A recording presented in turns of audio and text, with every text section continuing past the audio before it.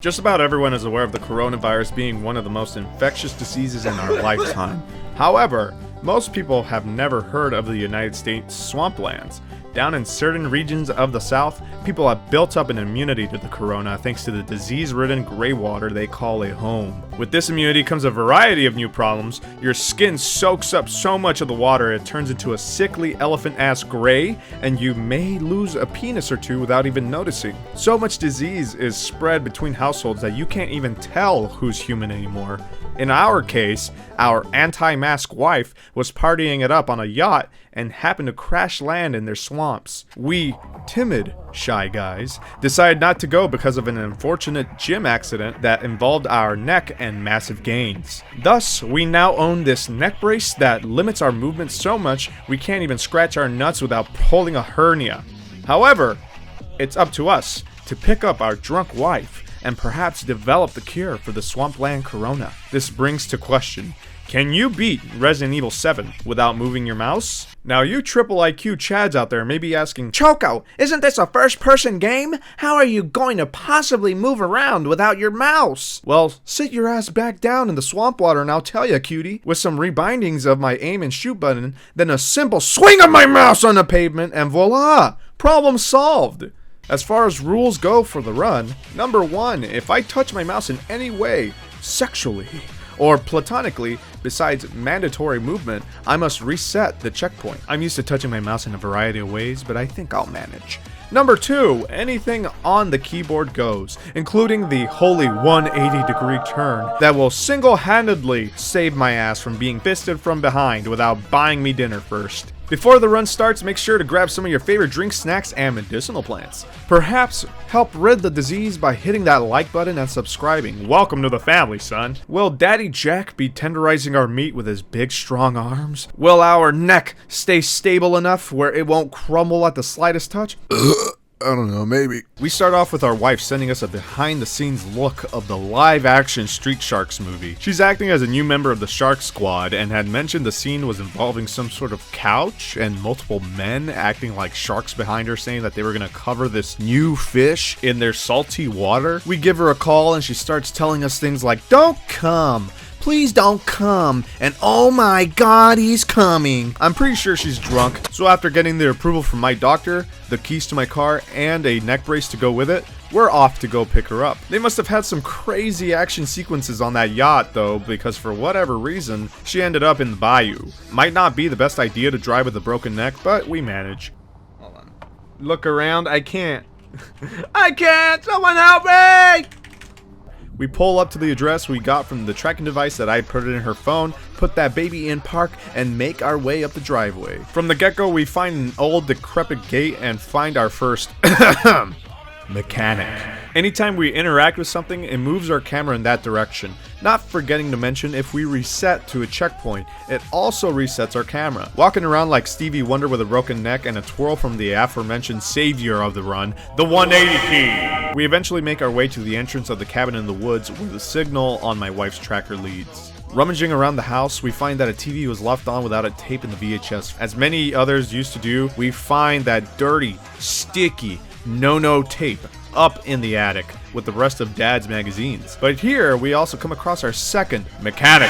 If there is anything that we want to pick up that isn't in our direct view, the best way to collect it is to mash that mo-fucking 180-degree turn as well as the interact key and pray that within the multiple G-forces of pressure we manage to pick up the object. 60% of the time, it works every time. Oh, please, for the love of Dios, pick it up! And we got it. Unfortunately for us, we didn't find the sacred Girls Gone Wild tape, but we did find a secret episode of Ghost Hunters. The cameraman must have been a young Stanley Kubrick because his camera angles were keen-o. In this episode, the gang is looking for spoopy ghosts but end up getting lost, which leads our brave cameraman having to head down the ladder to search for his friend. Crazy enough, this cameraman didn't have enough angles to view the ladder heading down, and he had to use the fridge to get an angle that would be able to head down the ladder and find our friend getting piped downstairs. Now that we've found something we probably shouldn't have looked at, we do the obvious next thing. Follow the very same steps that caused those guys to die. This ladder also leads to our very same fate, inevitable doom due to shitty camera work, because this is the first time that we run into a soft lock. As we wade in the tasty gray water, we move under a wooden beam that moves our camera angle into a specific path. This path was the path of depression. Because of this, I was turned in such a way that I couldn't move past the second beam. I tried and tried everything I could, the holy twists, the redemption resets, but there just wasn't any angle that I could find that would get me past that wooden beam. Alas, I was defeated. However, being defeated doesn't make me a no-good city slicker. We took it on the chin, grabbed our fishing boots, and went deep into that bayou. I touched the mouse to get an angle that would work, and continued our venture. We eventually came across Mia locked in a room, passed out on the bed. Must have been some party, but I don't really care because I'm an introvert. Don't talk to me. Soon after, Mia starts doing some foreplay from the ring, and we get it on. However, she's a little too rough, so I asked her to settle down, get the fuse for the attic, above the attic, do our holy twist technique, and walk back. Mia finds out that I'm a masochist and gives me the ultimate boner. She left me gushing everywhere. Nothing a bit of marijuana with water couldn't fix though. We head upstairs, find a gun, and look for Mia to finally put an end to her drunken rage. However, due to looking like Jimmy from Edda and Eddie, we have to kinda just stand there and hope she comes into the reticle and crouch to meet her level. Yes, we got chomped on by our chainsaw, but with some help from Bob Marley, we were able to take her down no problem. Soon after, we finally meet Daddy, who generously staples our hand together. Don't ask me how that works, this is in a lower channel, you fucks. And invites me to dinner with his coked out son Lucas and his trophy of a wife, Marguerite. Too bad she can't cook though. Leaving the dinner table, I come across Daddy Jack with a shovel. I think he was a bit intimidated with our presence as Marguerite kept giving us the fuck me eyes throughout dinner. As you may have guessed, he gives us quite the ass pounding. He happened to get a bit too rough that I actually found a secret cutscene that I've never seen before. It's crazy. We need to get underground using this vent, but unfortunately our neck brace was getting in the way and we needed Daddy to manhandle us in the direction of that vent. Once we were finally able to get down there, we came across softlock number 2, and again, using everything we had in our arsenal, including the holy twist technique, we still had to spread our ass cheeks a little further and take this fail up the butt. Here we receive another call, but this time it's from a secret admirer named Zoe. Of course, as always, the ladies are all over us, but alas, I'm married and we hang up on the e-girl. We leave the laundromat and meet the deputy, who will definitely not die in the next scene. No, he won't die, I swear. He gives us our first weapon, the pocket knife, and we use it to get inside the garage to meet the deputy, and he dies in the next scene. Didn't see that coming. Get it? Because he has no fucking eyes. We pick up the deputy's gun and get ready to fight Daddy in the garage. Ty Lopez didn't prepare me for this one. We end up not using the gun very much at all though, because we found the keys to the car and decided to use that as a weapon instead. Beware a man with a neck brace driving. He'll turn any car into a battle-ready machine. However, it turns out that the real boss was awaiting upstairs. The dreaded picture frame holding the ox statuette. I spent what felt like an eternity looking for the right angle, but I just couldn't find it. As I was about to give up, something inside me woke up. I took my knife out and discovered that while holding the knife and using the holy twist technique, I could transcend time itself to slow down my moment just enough to be able to pick up the item that we needed. With it, we move on to the main area of the mansion. New objective: find 3 pieces of a dog to open the door to the outside world. Walking around upstairs, we find a new tape, but the angle that we had made it unable to watch. So we pick up the first dog head, find an antique coin in the toilet, and stick our hand in Marguerite's old bathwater to find a Lego set. We start to head back to place the Lego downstairs, and well, don't worry, we'll come back to the tape. Ah! I forgot you were there, Jack! I forgot you were here! God! You scared the shit out of me! I was looking at chat! Yeah, did I forget to mention that this is a horror game? Lucky for us, Daddy fixed our camera and we go downstairs to pick up the pendulum from the clock that I didn't see before, and we Metal Gear Solid our way over to the clock in the dining room for the second head. Holy twist technique to place the pendulum and holy twist technique to grab the head. While still hiding from Daddy, we find ourselves back in the TV room and plug in that second dirty tape. Oh baby, stepmom, stepdaughter action? Yes please. We play as Mia in the section where we run away from mommy, and unfortunately for us, sharks don't have necks, so she also can't turn her head. As most porn goes, we begin with the foreplay and then go deep inside a hole where we find the third softlock because I couldn't grab the stupid photo on the floor. No matter how many times I tried to conduct the holy twist technique, there just wasn't an angle to view the photo. Hell, I even tried a redemption reset, but nothing. I forgot since sharks don't have necks, she couldn't look down. Mama really fucked me on this one. With that satisfying video, we finally head back downstairs and do another puzzle to find our first common enemy of the game. Something that looks like it crawled out of my toilet. Turns out having a broken neck while in combat with these guys is a serious issue, and we end up suffering our first death here. You bet your sweet ass we end up running away from most encounters, though soon after we head down into the basement and have to actually take down our first enemy. It took 26 hits, by the way. Now we do a quick puzzle to find the key, which was actually super painful because I couldn't see the answer thanks to our broken neck and had to constantly use the holy twist technique. Did I mention how that was our saving grace yet? Eventually we find the answer and have to fight Mr. Krabs on ketamine using the same gun method that we used on Mia and do the holy twist technique to get the key to the next area. Making our way past enemies on the skin of my dick, we find the final dog head, and as we reach for the head, we almost end up holding hands with Daddy. Ooh. He hangs out with Deputy a little bit and then leaves with my precious head. Following Daddy, we find the head in a booby trap so obvious that a person with 2 brain cells can sense danger. However, I lost my second brain cell a long time ago ever since I started this challenge. Cue boss fight number 2. Finally some bonding time with Daddy himself, but again he forgot the #1 safety precaution. Don't give a man with a broken neck deadly tools. Now that we have the last dog head, we used a dead body to turn ourselves towards the door and break free of this sex dungeon. Without Daddy watching us, we sneak into Grandma's room, slurp up her dentures, and grab the shotgun downstairs. We place the heads into the door and finally breathe that swamp ass air. We find a mobile home, ignore the e-thought again, fix up a gun to end myself and the run, and get juiced. With all the preparations finished, we head to the cabin in the swamp to search for Mama. There we encounter bugs. Lots of bugs, and I hate bugs. Somehow Mia survived our punishment earlier and we find her here doing another scene with Lucas. We'll wait our turn though.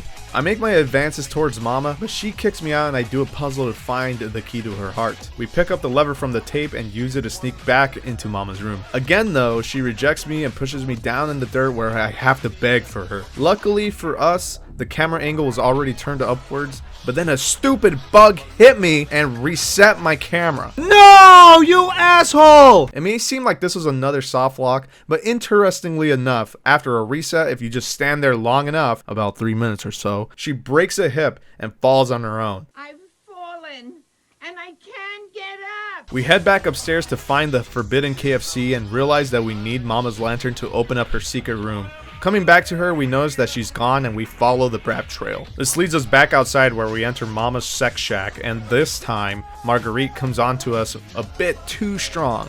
Being the cute shy guy that we are, we reject her, baka, and light up that Arby's sandwich. To do this, we basically sat in a room and used the chokehold to shoot her as she passed by with those raging hormones. Definitely one of the easier times I let down someone. With that done, we place the lantern and head inside. We find the source of the forbidden KFC and take a wing to go. Heading back to the mobile home, we receive a call from Lucas saying that they have Zoe hostage due to not reading his dono and we need to go rescue her. We have to find his lair by using 2 keycards hidden in the area. First thing we do is fist the deputy for the key to Lucas's room and grab a new videotape and the first keycard. Watching the tape, we realized it was just some of Lucas's sick fetish porn of a man breaking down because he barely found the right angle to grab the piece in the toilet. We stopped watching that immediately, sicko. We find Grandma chilling in her bedroom and we go under the bed through a secret passage to find the second keycard. Now we are finally cool enough to join Lucas's party. We watch a tape discussing the rules of the party and we find out that the party is the bomb.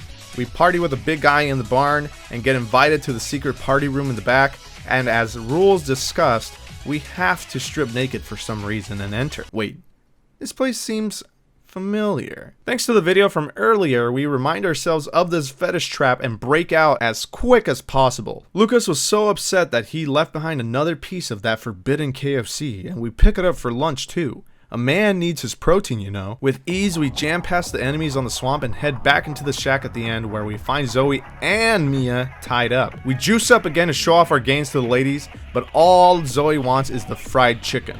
Apparently this KFC we found were actually ingredients to the vaccine for the Swampland Corona, and she gives it to us to give to Mia due to her hijinks out in the swamp. As we're talking with them, Daddy comes in one last time. This fight was definitely the toughest of all. Due to our broken neck, we kinda just had a hope that we hit the eyeballs on the body, but with enough dedication and tons of Bob Marley water, we finally take him down, give him an injection for his boo-boos, and earn the title of Daddy.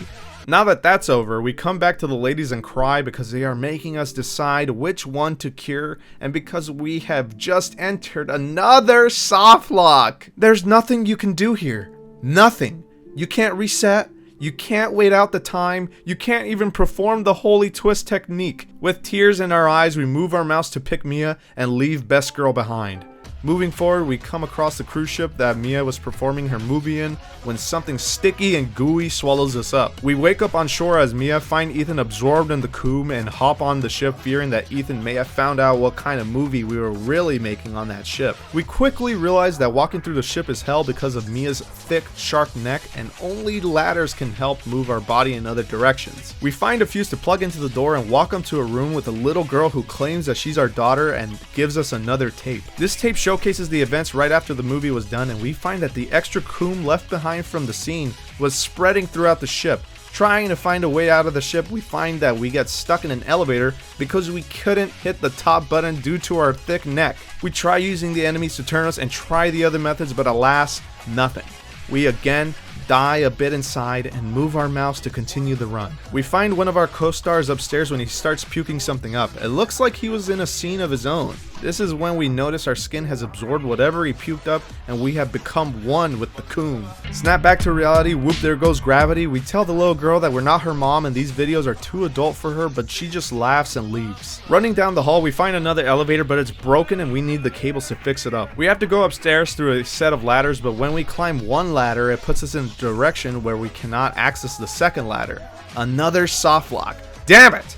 We tried everything again, including resetting, but in the end we had to clench our asshole and move the mouse again. Getting the cable we need, we come back to the elevator, fix it up, and use the ladder to turn us where we hit the button to go downstairs. Here we find Ethan covered in the leftover coom, and as we dig him out, Ethan has a vision of the family, who were subject of the coom. Turns out that the person running the movie production this entire time was the grandma disguised as this little girl. And it's now up to us to give the girl the vaccine and get our wife a new job. As we were about to tell Mia of our revelation, she pushes us out the door and says that she has to do some overtime. Back as Ethan, we load up our giant pee-pee and run the gauntlet. On our venture, we find the new recipe of KFC and take it with us to give it to Granny. We end up back at the house we found in the beginning and start to remember why we came here in the first place. To take our woman home. We tell the girl that she needs to take her medicine, but she doesn't like needles and runs away. Once we finally catch up to her, she screams and shouts, but we finally end up giving Granny the Fred Flintstone's gummies that she needed. She melts into a puddle of coom and turns into the easiest boss in the game. We blast away until Granny kicks us out of the house. Luckily for us, the camera was in the right spot and we unleashed the full load on Grandma to end the run. This run took us about 8.5 hours with only 6 soft locks and about 5 deaths. Not too shabby at all. If you want to see more of this content, make sure to pound that like button, leave a comment saying Chad Neck, and I will heart your comment. If you are trying to witness someone lose their mind, think about subscribing. Apologies for taking so long to upload. I was just really trying to figure out how to work things, and I think I might have an idea of how to run this now. If you have some challenges that you think I would hate, put them in the comments below. Thank you for watching, and I'll see you in the next video.